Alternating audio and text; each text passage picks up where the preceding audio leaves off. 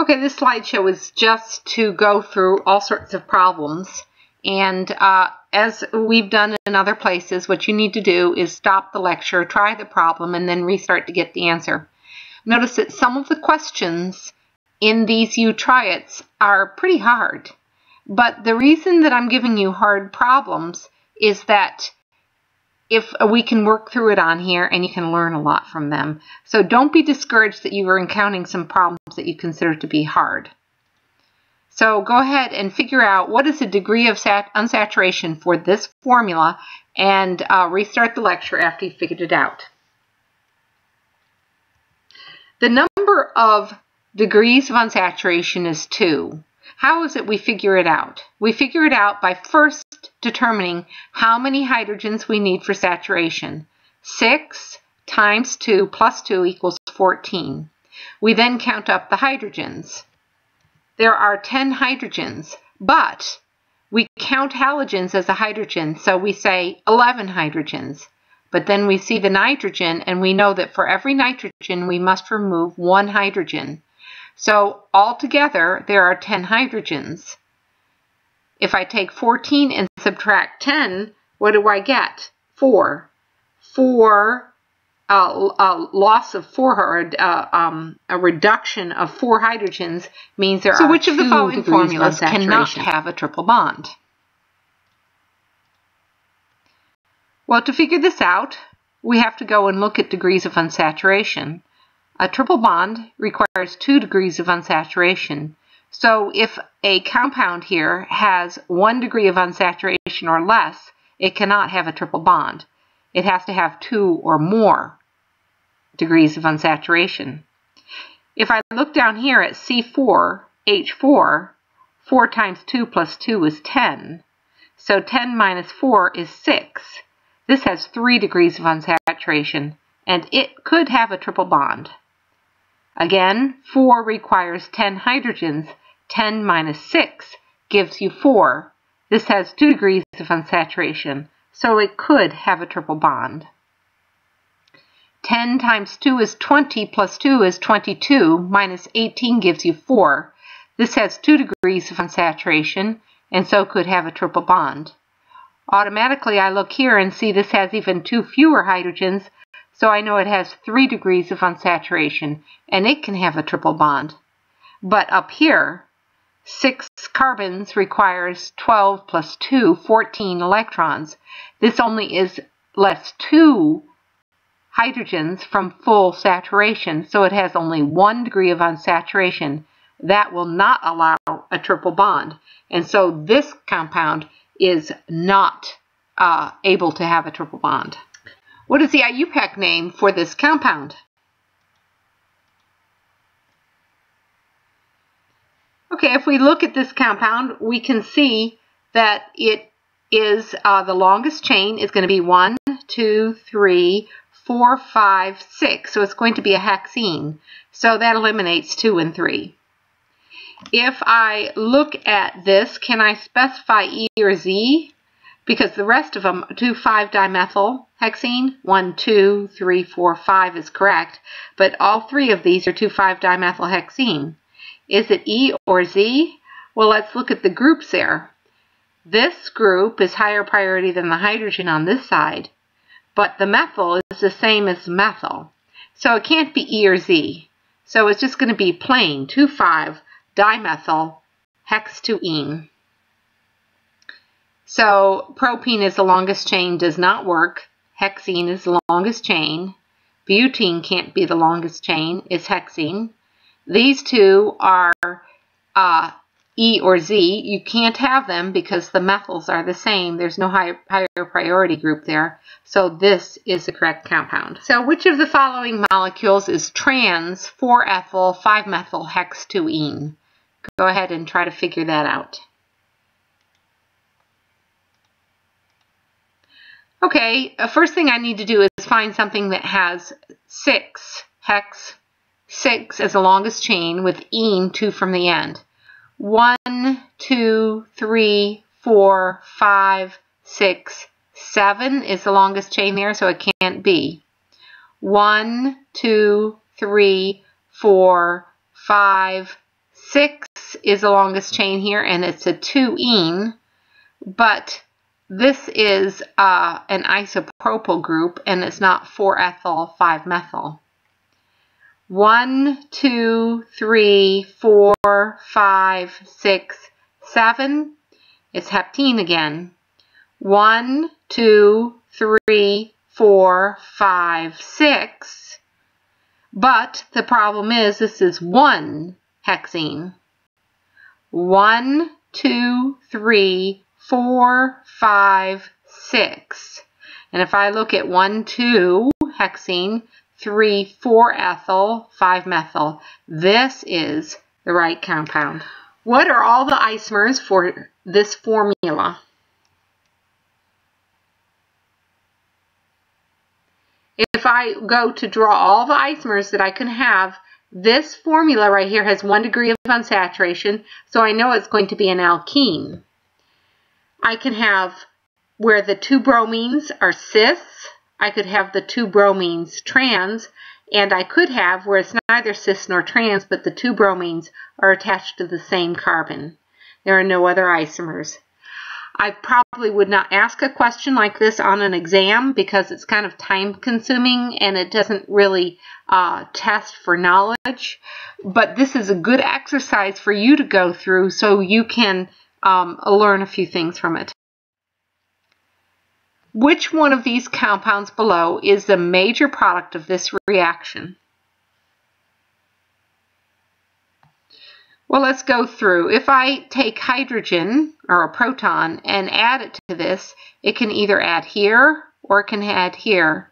If I have the hydrogen add here, that would give a carbocation here, and that's more substituted. So the bromine would need to end up here.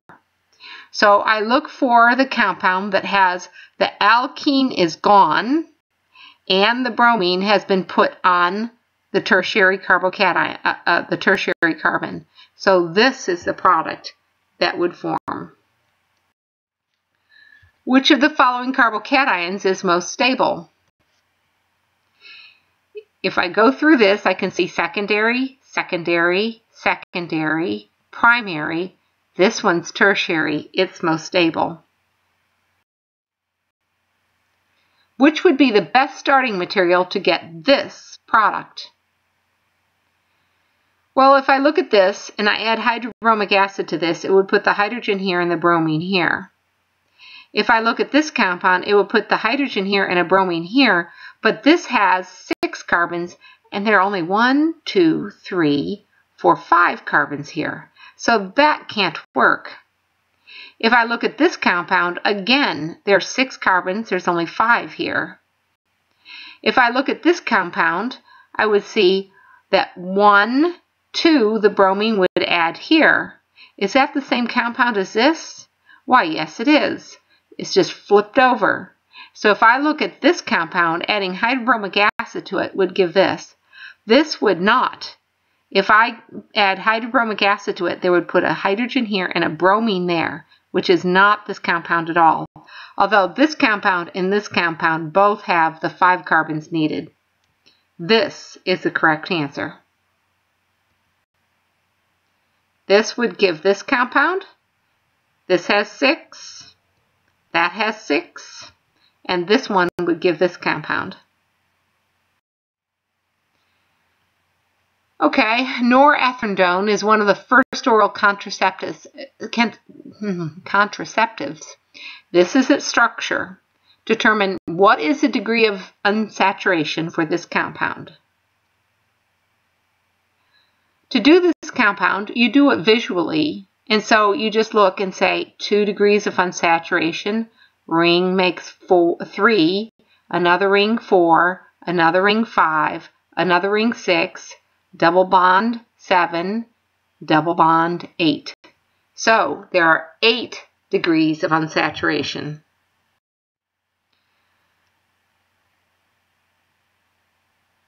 Okay, if I look at this, what is the double bond configuration? And when they're asking that, that means E or Z. So figure out, is this one E or Z, or is this one E or Z? Okay, if I go and I look at this, the highest priority group here would be carbon-carbon, nitrogen, 3 nitrogens. So this is higher priority. Carbon-carbon, carbon-carbon, nitrogen, nitrogen, nitrogen. So this has higher priority. These are opposite each other, and so that is entgegen E. If I look at this compound, this is higher priority than this. And if I look at these two sides, this side has higher priority than this side. So highest priority, they're opposite each other, so that's also entgegen E. So it's EE. So which of the alkenes has the most negative heat of hydrogenation here?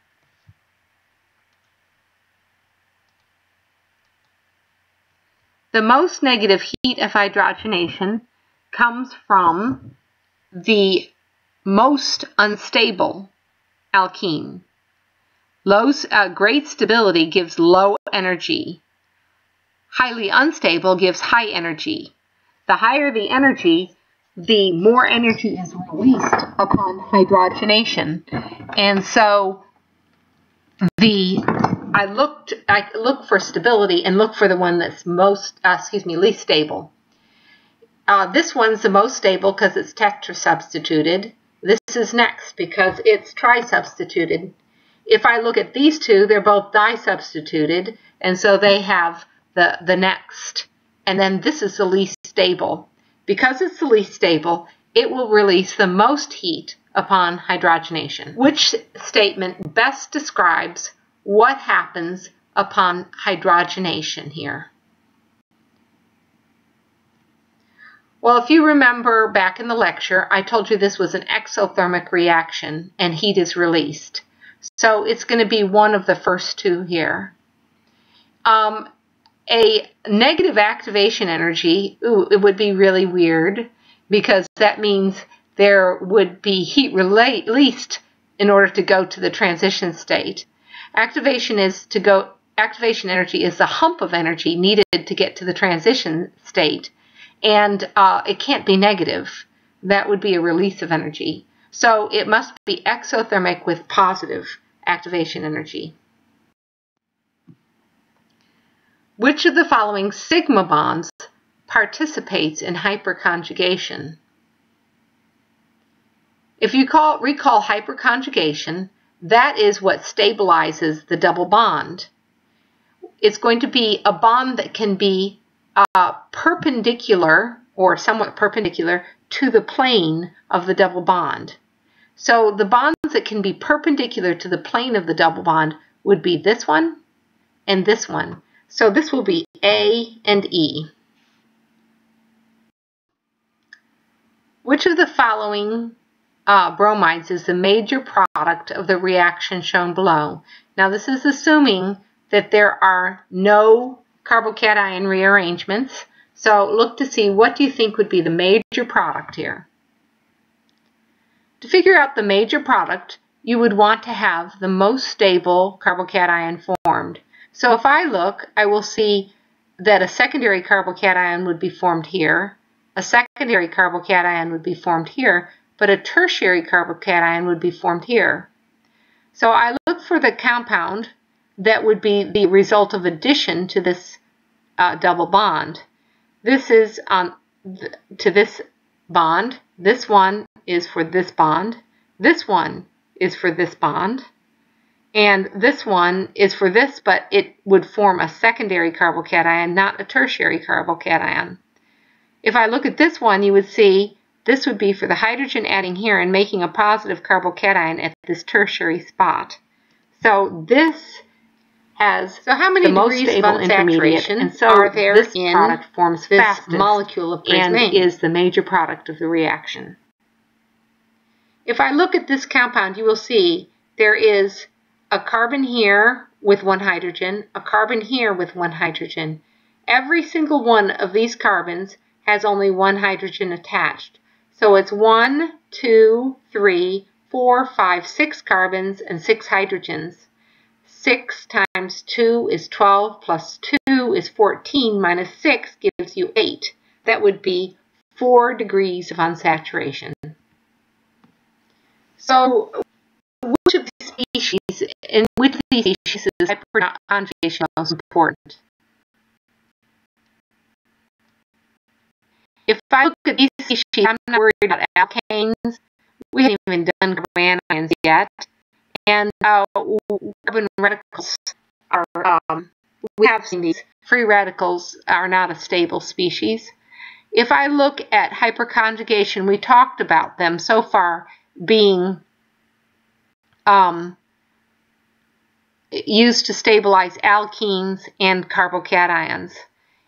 Between alkenes and carbocations, alkenes are relatively stable. We can bottle them up and keep them on the shelf. But carbocations are just intermediates, so the stability of them is very poor.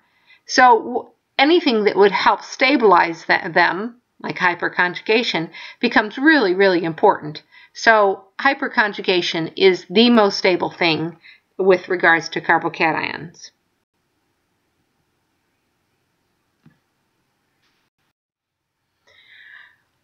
What is the product of this reaction? This deuterium is just hydrogen, but it's with a mass of 2.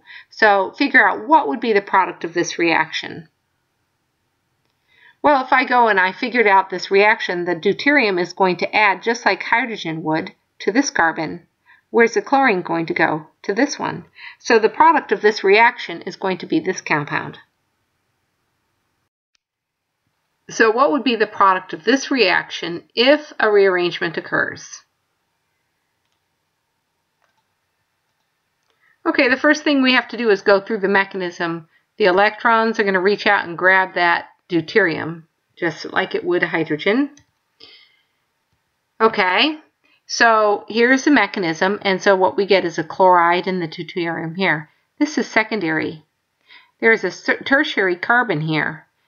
In order for this to rearrange to become a tertiary carbon, the hydrogen that's located here would have to walk over there. So an alkyl shift can occur where you get that. Once this carbocation forms, that's tertiary, and now the chlorine can dive into that carbon. Once it dives into that carbon, it would make this compound. So this is the product of that, most likely product of that rearrangement. You wouldn't have the alkyl group here walk over because that would take a secondary to a secondary carbocation. It's going to be forming a more stable carbocation only. Which of the marked bonds in this carbocation is going to be most likely to walk over and rearrange this to a more stable carbocation? Well, if I go ahead and do this problem, look at this. If I have this hydrogen walk over here, that would put the carbocation here, and that's primary, and that's less stable. This one can't walk over because it has to be adjacent on an adjacent atom. So B won't happen, C won't happen. Neither will D happen because this bond can't walk over. Now this right here could walk over there, and if this bond right here walks over here, you would put a positive carbocation there, and that would end up being tertiary, 1, 2, 3. That looks like a good option. Right now, A can walk over there, and if it does, it would put a positive charge there, which would be a tertiary carbocation. This is a very hard problem because both A and E look good. But if I look, a 5-membered ring would become a 6-membered ring if this bond walks over. So E is what's more likely to happen. This is a real hard problem. Doubt I would give this to you on an exam. But it pointed out how you would think through this problem, and you probably learned a little bit from this problem. So if I add hydrochloric acid to this, it gives me this product. See if you can figure out the mechanism for this. A hard problem, but if you can do this, you really understand the mechanism. Okay, for this problem to occur, the first thing is the hydrogen adds here and produces a carbocation here. Now, that's a tertiary carbocation, but there's potential for a tertiary carbocation here. So the hydrogens that's here can walk over there to give this product. So let's look at all the electrons showing that. The electrons reach out and grab the proton, making a chloride. That forms a carbocation down here, and the hydride walks over.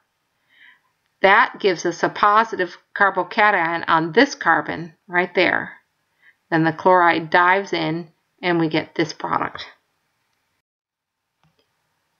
So what kind of orbital is shown here, and how many nodal planes do you have? This is a pretty tough problem, because right here we have a nodal plane between this, and we haven't really talked about nodes too much, but this is an anti-bonding orbital, because this is an orbital here and an orbital here, and do you see how there's no electron density here between the two nuclei? So that's anti-bonding. There's another nodal plane right here. Okay, so that's because we have a nodal plane between the two, or in the same plane as the nuclei. That's going to be for a p orbital. P orbitals make pi bonds, so this is pi anti-bonding. And because there's a node here and a node here, this is the correct answer. That's pointing at 4, not at 1. I mean, not at 5. Those are the two nodal planes. E3-hexene reacts with one equivalent of hydrobromic acid. If there are no carbocation rearrangements, how many different isomeric products will form? This is a real hard problem. What will form here is that this is the 3E-hexene. You can see it's engagen across. If hydrobromic acid adds here, you would have a hydrogen and then a carbocation here, or they're symmetrical molecules, so 2 hydrogens here and a bromine here. This compound can be chiral, or is chiral. Notice you've got an ethyl group here, a hydrogen, a bromine, and then a propyl group. There are 4 different groups on this carbon. Because there are 4 different groups, and this is an achiral compound, an achiral compound is going to make a racemate. And so both the R and the S would be produced. This is a pretty hard problem, but it's a good thinking problem. Notice, achiral, it makes a racemate. That's one of our rules, that achiral reagents can only give an achiral product, and a racemate is considered achiral.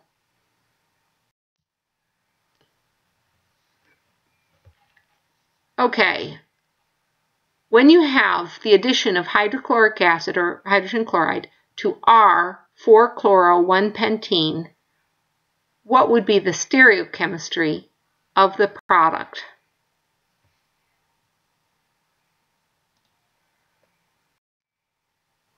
This is the reaction. Right here, we see this is 1 pentene, 1, 2, 3, 4, 5. This is the chiral carbon. It's R. 1, 2, 3. You see that in the hydrogen's back. So this is R. If I have hydrogen chloride add to this, you'll put a hydrogen here and a chlorine here. A chlorine, a hydrogen, a methyl, and then this would be 4 different groups. So chiral carbon, and then there would be a chiral carbon here, but you would form both the R and the S carbon right here. So if both R and S are formed, those 2 would be diastereomers, because this would be R, and one would be RS, and one would be RR. Those are diastereomers. How many different meso compounds can be formed by this reaction? Okay, let's see hydrobromic acid being added to this. You could have hydrogen here and a bromine here, and if the bromine's up, that would be a symmetrical molecule. Or you can put hydrogen here and bromine there, And if the bromine is up, that would be a symmetrical molecule. Here are all 4 compounds that would be formed. Bromine, hydrogen, bromine up, hydrogen, bromine down. Hydrogen, bromine up, hydrogen, bromine down. This is not a meso compound, but this one is.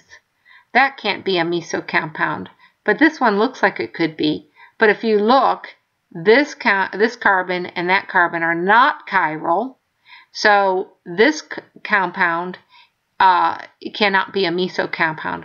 This is the only compound that's meso, and you can see there's a plane of symmetry right through this molecule, so that one's meso. There's only one meso compound since the other one has no chiral carbons.